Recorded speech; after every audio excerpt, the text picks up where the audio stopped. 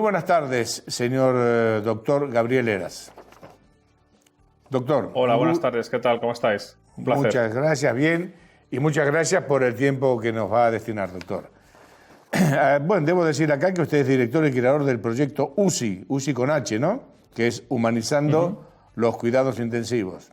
¿Qué nos puede contar al respecto? Bueno, el proyecto UCI es un proyecto de investigación internacional que nació en febrero de 2014 en España y que lo que pretende es poner a las personas en el centro del sistema, centrándonos en su dignidad. Y personas son los pacientes, las familias y los profesionales. Pues ahora mismo el proyecto UCI cuenta con más de 100.000 seguidores en todo el mundo, presencia en más de 25 países y en este tiempo hemos publicado más de 100 artículos en revistas de impacto a nivel nacional e internacional e incluso tenemos el manual de buenas prácticas para la humanización de las unidades de cuidados intensivos que consta de 160 medidas para transformar la asistencia sanitaria. El sábado 15 de febrero de este año, usted y su equipo de gente aún desconocían que iba a llegar un señor, un hombre de 77 años, aquejado con una neumonía bilateral. Y ahí cambió España, porque fue el paciente cero para nosotros, por lo menos conocido. ¿Es correcto lo que digo? Bueno, es el paciente cero que ingresa en una unidad de cuidados intensivos, porque como bien sabrá, pues había otros pacientes previos que uno fue en Canarias, otro fue en las Islas Baleares y otro fue en Valencia, en el Hospital Arnau de Vilanova. Nosotros diagnosticamos el primer caso de coronavirus grave que tenía insuficiencia respiratoria aguda grave y que precisó ingreso en cuidados intensivos. Muy bien, y a partir de ahí una locura, doctor. Por favor, explíquenos, porque 3 meses después y de cientos de pacientes, no solamente en el Torrejón de Ardoz, donde usted es médico intensivista, sino en el resto del país, ¿cómo vivió todo eso? Si es que se puede comentar, si es que se puede demostrar. Inicialmente como una auténtica sorpresa, ¿no? Porque realmente lo que ocurrió es que el día 26 de febrero cambiaron las recomendaciones del Ministerio y entonces se indicó realizar el test del coronavirus a todos los pacientes que no tuvieran diagnóstico filiado. Y nosotros en ese momento teníamos la unidad de cuidados intensivos llena y solo teníamos un paciente que podía cumplir esos requisitos y solicitamos el test y a las 2 de la mañana nos avisaron de Salud Pública para notificarnos que el paciente era positivo. Y bueno, pues a partir de ahí la sorpresa más absoluta, ¿no? Porque no pensábamos que nos íbamos a convertir en la vanguardia de 47 millones de personas, ¿sí? Esto fue el 26 de febrero que me cuenta. Sí. O sea que el Estado Nacional ya estaba en antecedentes de Valencia, las islas y ahora Madrid. Ya sabían que esto estaba presente, estaba enquistado, ¿no? Bueno, realmente estábamos informados desde finales de 2019, principios de 2020, cuando todos nosotros que tenemos un teléfono celular, un móvil, hemos recibido esas imágenes que venían de China o venían de Italia. Claro. Aquellas imágenes de los chinos construyendo hospitales en una semana, por ejemplo, o esas imágenes de los drones sobrevolando la ciudad de Wuhan. Y la verdad es que pienso que podíamos haber estado todos más atentos, ¿no? Porque si hubiéramos estado más atentos, hubiéramos pensado que quizás eso también podía ocurrir o podía llegar a España y podíamos haber estado preparados con 2 meses de antelación para lo que nos iba a llegar, ¿no? Justamente lo que yo intento preguntar, y siendo benévolo, porque me quiero autoconvencer que los que manejaron la pandemia en España no estaban del todo informados para permitir lo que pasó el 8M, por ejemplo. Yo no quiero pensar que, sabiendo lo que usted me dice que se tendría que saber, ellos han habilitado esas posibilidades del 8M. Por ende, dio el 60% más de contagios y o muertes. O sea, que esto es un problema muy serio, estimado doctor Heras, muy serio. Usted me dice que si usted lo sabía, ellos tienen que saberlo. Lo tendrían que haber sabido. Pero no solo el 8M, ¿no? Sino cualquier manifestación donde hubo mucha gente confinada, ¿no? Como puede ser esa manifestación de otros partidos políticos o incluso conciertos o grandes partidos de fútbol, ¿no? O sea, sí, bueno, aquí pero todo pasó ese 8M y posterior. El 8M jugó el Leganés, Claro. días anteriores jugó el Valencia, allá jugó en Italia y vino, y justo en Italia donde estaba el epicentro de la COVID-19. Bueno, en definitiva. Bueno, yo soy seguidor del Atlético de Madrid y mi equipo fue a Liverpool, ¿no? También. Y hay 47 muertes relacionadas con ese partido y con ese desplazamiento, ¿no? Sí, señor, 47 muertes, usted lo ha dicho. Hincha del Atlético de Madrid. Este año lo tienen un poquito crudo, ¿no? Parece. Bueno, nosotros este año nos toca la Champions. Bienvenido sea. No se pudo haber gestionado peor esto, ¿eh? Porque yo siempre digo lo mismo. 46 millones de habitantes nada más. En realidad hay 48.000 muertos, o un poco más. Estaríamos segundo en las muertes atrás de Estados Unidos, entre Estados Unidos y Brasil, que entre los dos agrupan 500 millones de habitantes. Y nosotros solitos con 46 estamos entre los dos. Hay que hacer mal las cosas y tener mala suerte. O la cepa que llegó a España fue la peor de todas. Doctor, dígame algo para que me alivie, porque estoy preocupadísimo. Bueno, yo creo que la gestión de la crisis en España ha estado más basada en la resolución de conflictos según han ido apareciendo que en tener una estrategia definida, ¿no? Y la realidad es que hay otros países que tienen culturas colaborativas, como puede ser Japón o bueno, que han tomado, o Corea del Sur, ¿no? Que han tomado medidas contundentes de primero confinamiento y luego también de detección masiva de los portadores asintomáticos, ¿no?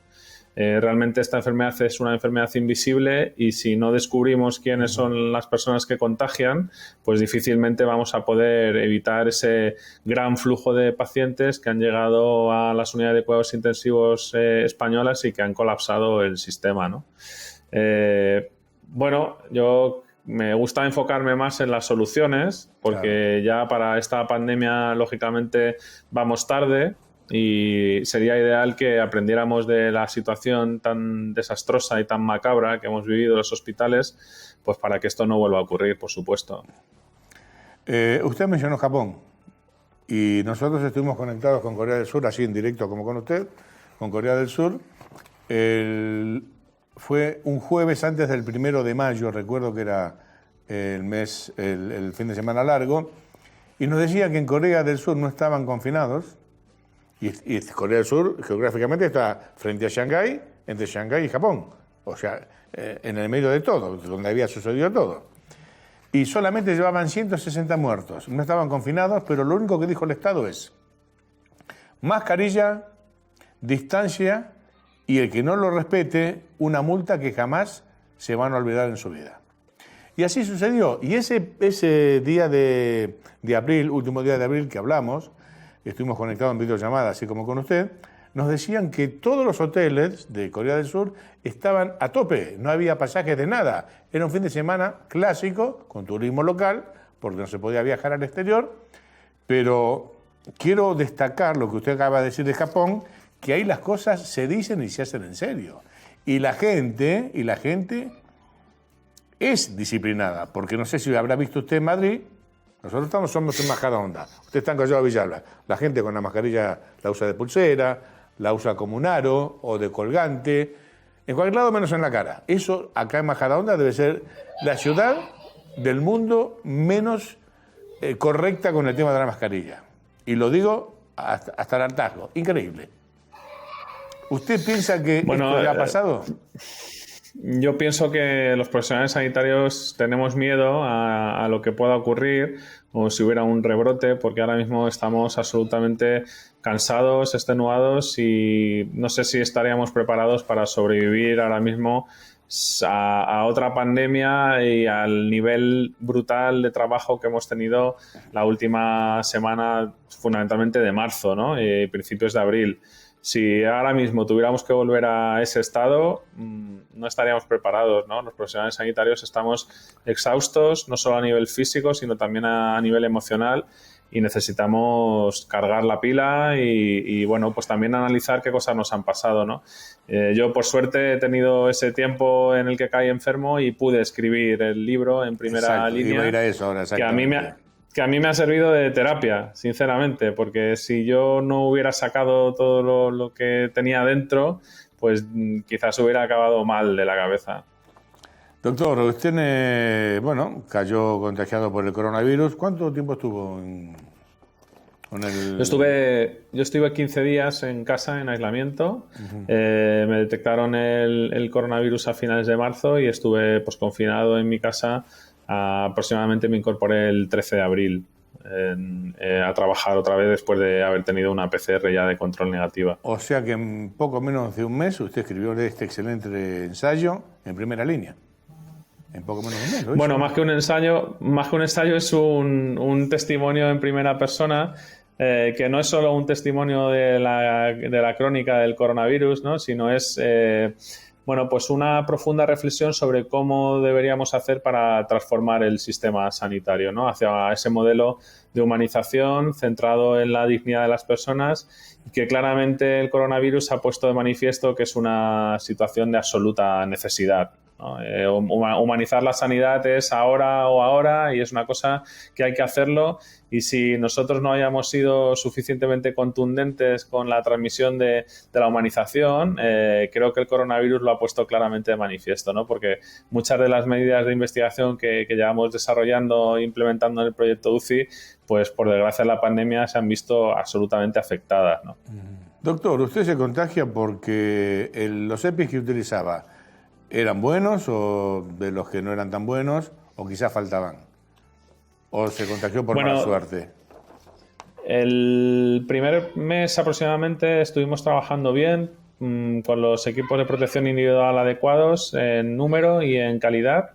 Y también ocurre que cambian las recomendaciones del Ministerio la última semana de marzo, probablemente por la presión del mercado y porque no había ya equipos para todos los hospitales y para todas las personas. Y entonces se empieza a flexibilizar el uso de los EPIs, ¿no? Se empieza a decir, bueno, pues ya la mascarilla te vale para todo el día, en vez de una para cada paciente, o igual el EPI también no es de usar y tirar, ya lo puedes usar para ver, para que te dure todo el día, ¿no? Y ahí entonces, claro, nosotros nos estábamos muy sorprendidos porque o antes estábamos pecando de exceso de control, o luego ya pecábamos de defecto. Y claro, la realidad es que nosotros, ni el equipo ni las familias durante el primer mes se contagiaron, con lo cual sabíamos cuál era la respuesta, y en el momento que el primer compañero empezó a toser, pues sabíamos que íbamos a caer en gran número, ¿no? Bueno, le digo que el día de hoy van 74.000 sanitarios contagiados y muertos, ¿no? Entre esas cifras hay muchos muertos a día de hoy. Es una barbaridad. Unos 80 muertos, sí. Creo. 80 muertos, exacto, sí. Le quería preguntar, usted, claro, estaba enfrascado en la UCI, en los problemas que no sabía cómo atender a tantos y a la vez, y cómo salvar vidas, o a quién salvar.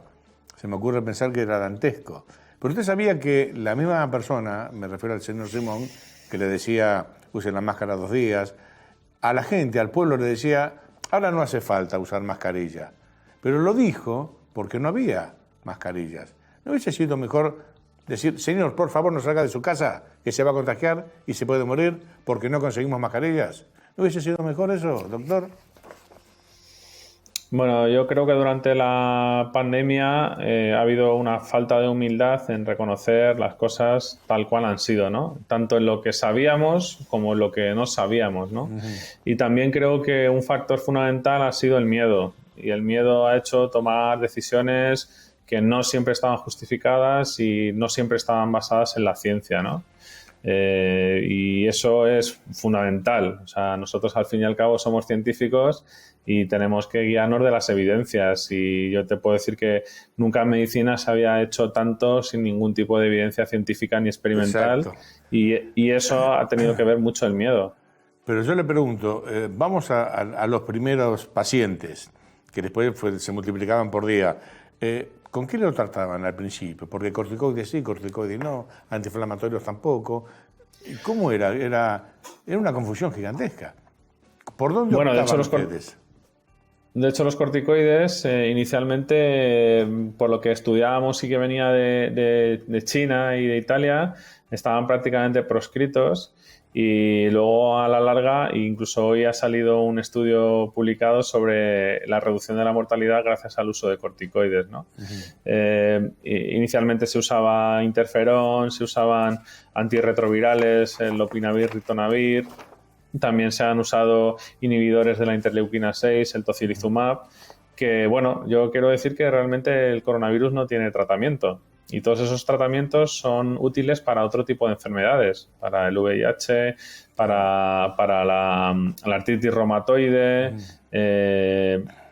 y para la cloroquina, bueno, para la malaria, pero no son tratamientos que son dirigidos directamente al coronavirus, ¿no? Entonces, no sé por qué se han usado, supongo que con la intención de paliar el desarrollo de la enfermedad, pero desde luego no había toda la evidencia científica, clínica y experimental para usarlos, ¿no? Y igual que salían artículos en revistas de mucho impacto que bendecían esos fármacos, a posteriori han salido artículos en otras revistas que desdecían que era el uso apropiado, ¿no?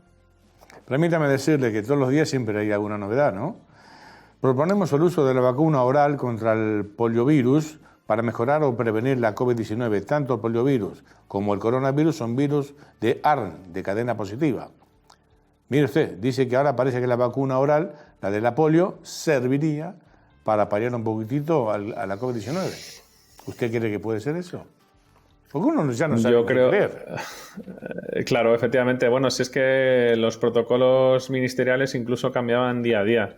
Y además ya lo ha dicho bien usted, ¿no? Desde el propio gestor de la pandemia, unos días se decía mascarilla sí, otros días no, unos días al principio se decía que esto era una simple gripe o que no iba a llegar a España, con lo cual yo creo que hubiera sido mucho más honesto pues reconocer que esto es nuevo para todos y que, bueno, pues que hay que ponerse a estudiar y a profundizar y tomar decisiones en función a estudios no basados en los ensayos clínicos habituales que tardan un tiempo en hacerse, pues no sé yo qué quiere que le diga sobre la vacuna oral. A mí me gustaría ver ensayos clínicos en fase 3 que digan efectivamente si la vacuna primero es segura y luego es efectiva. Doctor Heras, debo preguntarle si usted cree lo que se comenta, lo que se dice, que estamos bajando la curva, que ya estamos bien, que ya estamos a las puertas de la fase 3, de la nueva normalidad, que no sé qué significa, porque si normalidad no puede ser nueva. Entonces quiero decir si esto ha pasado, porque yo personalmente no lo creo. Yo me aferro mucho a hace un mes, la líder de Alemania, la señora Angela Merkel, dijo: señores, no se equivoquen. No estamos saliendo de esto, ni siquiera en el medio. Estamos entrando en la pandemia. Y yo me aferro a las palabras de esta señora. ¿Sabe por qué? Porque le creo. A esa señora le creo. A otras personas no le puedo creer. Hombre, yo lo que le puedo decir es que, por ejemplo, en mi unidad de cuidados intensivos prácticamente desde finales de abril no ha ingresado ningún paciente con coronavirus, con la gravedad que ingresaban a finales de marzo o durante los 2 meses antes, ¿no? Ahora bien, que pueda haber un rebrote por la desescalada, pues lo veremos, eso el tiempo lo dirá. Nosotros ya le digo que somos muy cautos y muy prudentes porque ya nos hemos llevado una desgraciada sorpresa, ¿no? Entonces, desde luego lo que queremos es despertarnos de la pesadilla cuanto antes. Pero bueno, aquí claramente al principio de la pandemia se decía este virus lo paramos unidos, sí. Y al final la realidad unidos es que cada persona... Que al final cada persona ha hecho un poco la gestión basada en el egoísmo y ya está. Y claramente así nos ha ido mal, hay muchos muertos, hay muchos profesionales sanitarios infectados y yo creo que tenemos que cambiar la manera de hacerlo hacia el bien común, ¿no? Hacia el altruismo. Y a veces que eso implica sacrificios, claro. Mira, doctor, le debo decir que no le quiero llevar mala noticia, pero ya lo sabrá. En horas, Cataluña lleva 12 muertes registradas y 79 nuevos casos positivos. Estamos hablando de horas, de un día, Entonces, claro, ¿quién dice la verdad? ¿Quién miente? Eso es lo que preocupa más que nada.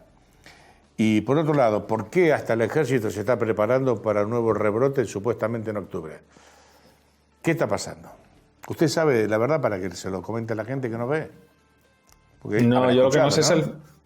Lo que no sé es el futuro. Yo no sé lo que va a pasar, ya me gustaría, pero sí que sé que toda la estrategia que se puede desarrollar para estar lo más preparados posible, pues es fundamental, ¿no? Porque desde las propias sociedades científicas se están haciendo esos planes de previsión para la siguiente pandemia, si es que llega en octubre o en septiembre o cuando llegue, para estar preparados al 200%. Y 200% es literal, es en 200% en personal, en material, en recursos, en respiradores, etcétera, ¿no?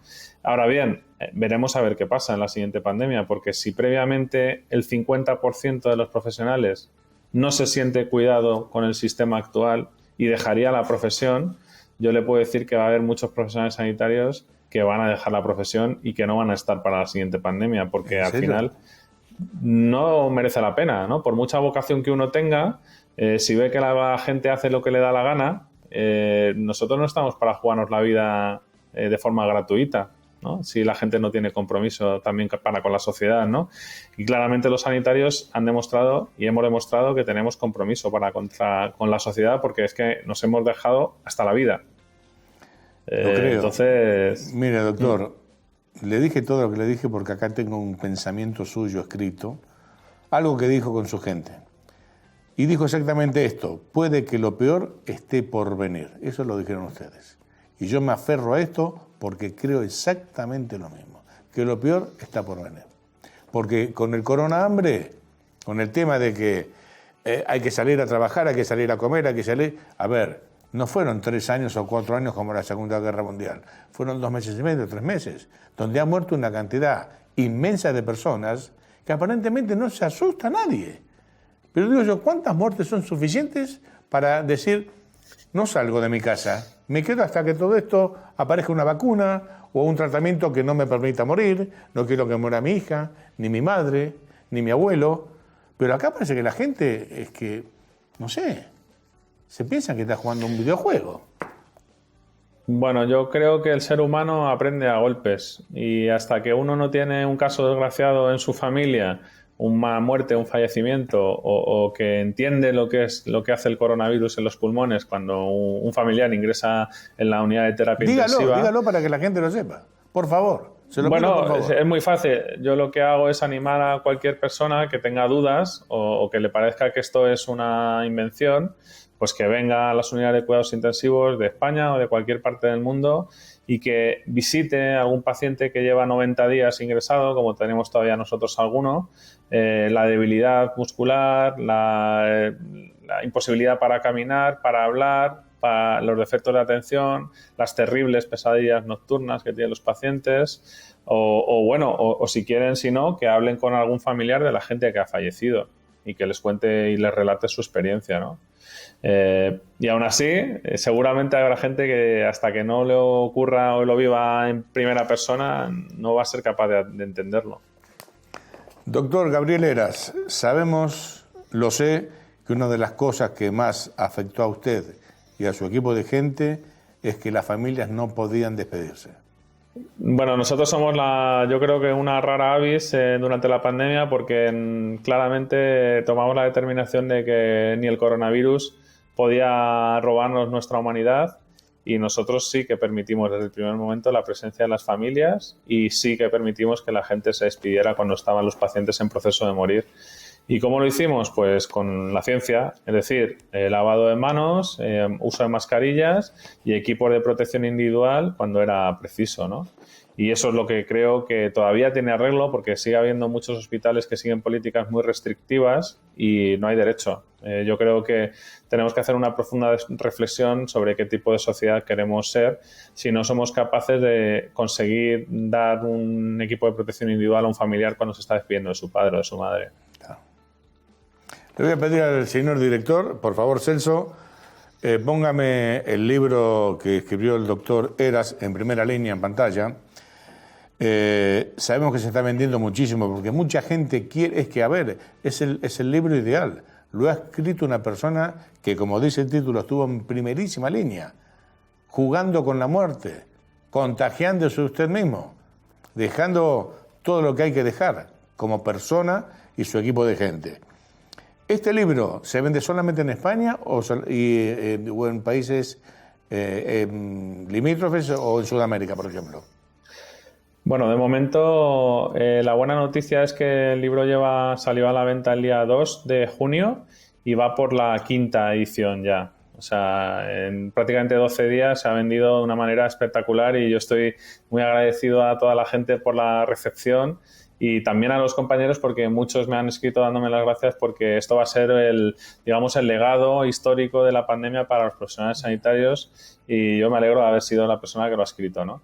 De momento el libro en papel solo está en España, se puede adquirir en formato EPUB o Kindle para la gente de América Latina, pero vamos, yo estoy absolutamente convencido que el libro va a cruzar el charco y también seguro que será traducido a varios idiomas porque desde luego merece la pena.